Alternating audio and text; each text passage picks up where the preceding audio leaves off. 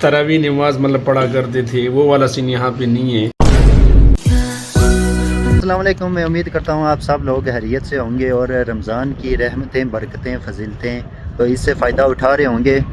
आज का जो मौजू है खासियत के जो ईरान में रहते हैं, जो सुन्नी लोग हैं, उनका रोज़ा यहाँ पे कैसा गुजरता है, उनका टाइम कैसे पास होता है, इसके हवाले से मैं आज आपके वीडियो बनाऊँगा। तो आपको वीडियो का आखिर तक आपको पता चल जाएगा कि जो यहाँ पे रहने वाले लोग हैं, ख़ास करके जो सुन्नी, क्योंकि पाकिस्तान में रहते हुए लोगों के जहनों में यही होता है कि ये एक शिया कंट्री है और यहाँ पे सुन्नियों का रहना बहुत ही मुश्किल होता है। अगर मन फिर में गिरे, अगर मुश्किल ना डरे। हाँ, यहाँ पे जो गोश्त होता है वो ताज़ा इस तरह अवेलेबल नहीं होता, इस तरह पैक्टू में आता है, वही उठा के इस तरह उसके छोटे छोटे पीस किए जाते हैं। और ये हमारे भाई साहब हैं, ये गोश्त के छोटे छोटे पीस कर रहे हैं। अभी एनर्जी लेवल भी जो है मेरा, रोज़े का तकरीबन 1 घंटा रहता है इफ्तार होने का, तो जो एनर्जी लेवल है वो भी अभी बहुत ही लो हो रहा है, तो आपको महसूस हो रहा होगा। लेकिन बाकी जो सारी चीज़ें थी इफ्तारी की, वो सारी चीज़ें खरीद ली हैं हमने। बस जी आ गए जी, मेरे दोस्त आ गए। अस्सलाम वालेकुम। अस्सलाम वालेकुम। अस्सलाम वालेकुम। क्या हाल है? ठीक है। क्या हाल है? आपके रोज़े कैसे जा रहे हैं? और सुनाएं, से ठीक है आपकी? ये मेरा फ्लैट वो ऊपर तक, अभी हम लिफ्ट में जाएंगे इधर से। आ जाए आ जाए आ जाए, come on bro, come on come on.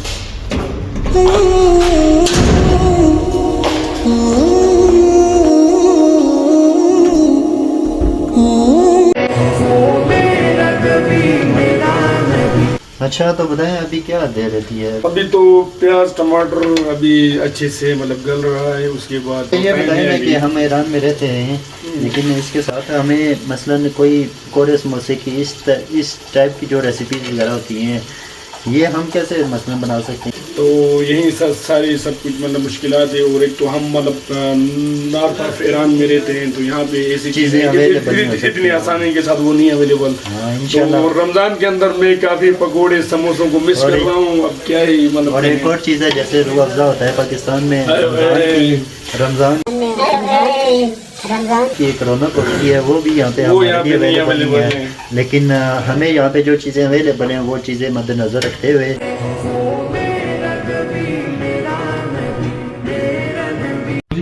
बस अभी रोज़ा खोलने का टाइम हो गया। अफ्तारी जो चीज़ें सामान वगैरह थी वो हमने लाई हुई हैं।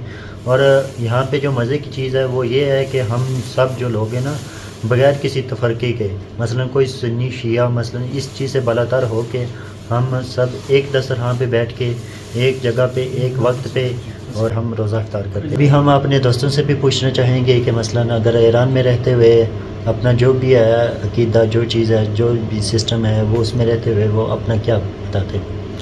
ईरान में कोई इशू नहीं है हमें, बस इधर लोग भी परेशान नहीं करते किसी को। हमें सुन्नी शिया की कोई मतलब इशू नहीं है। हर बंदा अपने उसको मतलब खुलेआम वो कर सकता है, इबादत कर सकता है। ईरान बहुत अच्छा कंट्री है, यहाँ पर कोई डिफ्रेंशिएशन नहीं है कि आप शिया हो, सुन्नी हो, एजाजीस हो। जो बात है इंसानियत को ज़्यादा फॉलो कर, मसला नहीं है क्योंकि सारे मुसलमान ही अल्हम्दुलिल्लाह। ये कि जो पाकिस्तान के अंदर मस्जिदों में जाके हम लोग तरावी नमाज मतलब पढ़ा करते थे, वो वाला सीन यहाँ पे नहीं है। उसके अलावा और कोई मसला नहीं है अभी तक जो